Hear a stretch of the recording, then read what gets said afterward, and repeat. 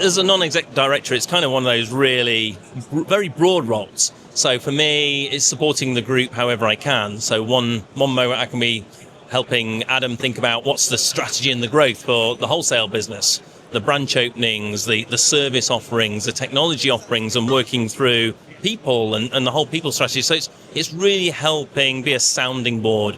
But then also looking at opportunities for the group, and especially as I've been in the industry for a number of years, I'll not talk too many, but knowing a lot of people, but then connecting people in the business, and part of my role is then just helping them connect relationships, be that with potential customers, potential suppliers, and really helping. And then with Energies, there's a huge opportunity for HDM Energies right now. And it's a classic example as another role I do as a voluntary role. I'm a director in a charitable energy trust. But there's a lot of people there who are starting to think about how they fund solutions, be it on schools, on hospitals. So, and again, the great thing for me, I can be looking as part of my brief with one client, but then really thinking, actually, that's where HDM Energies can solve this for you. So it's looking at opportunities to really help the group in any way I can, and utilising all that experience that I've got over the years to help the group grow. So for those that don't know HDM Energies, it's quite a unique concept. Can you just explain in broad terms as to what it is that the organisation does? Sure.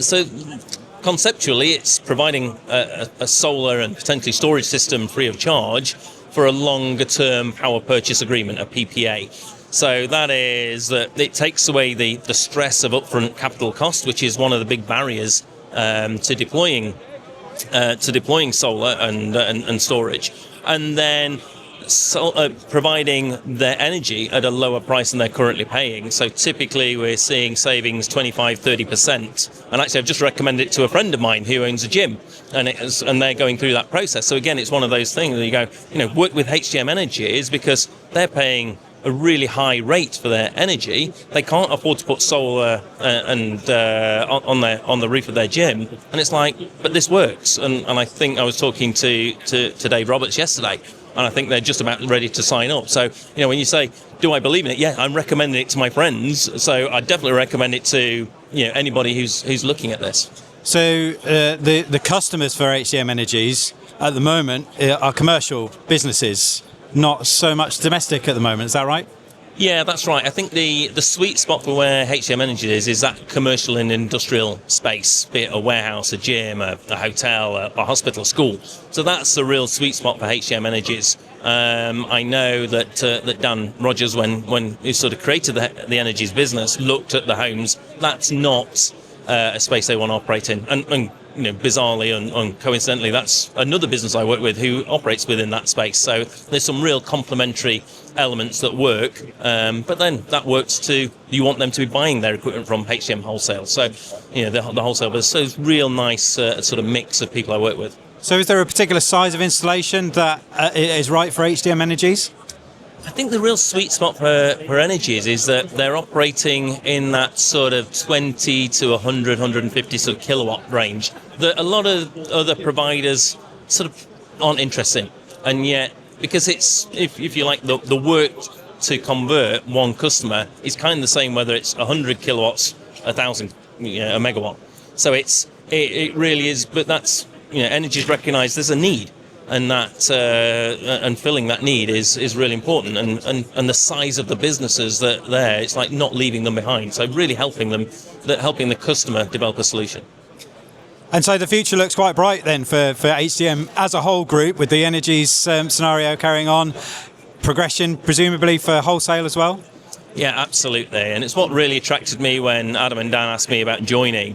The future for HDM as they really entered this industry a few years back as quite disruptive with Dash Logistics, the whole group, and the way that Dan and Adam think about the business. They want to be that installer's wholesaler and really that breath of fresh air to the industry and try and put themselves in their shoes. Their collective experience is fantastic, but that real drive to think about the installer and really what's needed, be it with energy solutions and providing the best equipment at the best pricing, but with the best service, because that's one of the real priorities that most installers want. Many a time it's not necessarily the cheapest, but knowing they can rely on their wholesaler to deliver when they need it. It's so important for everybody.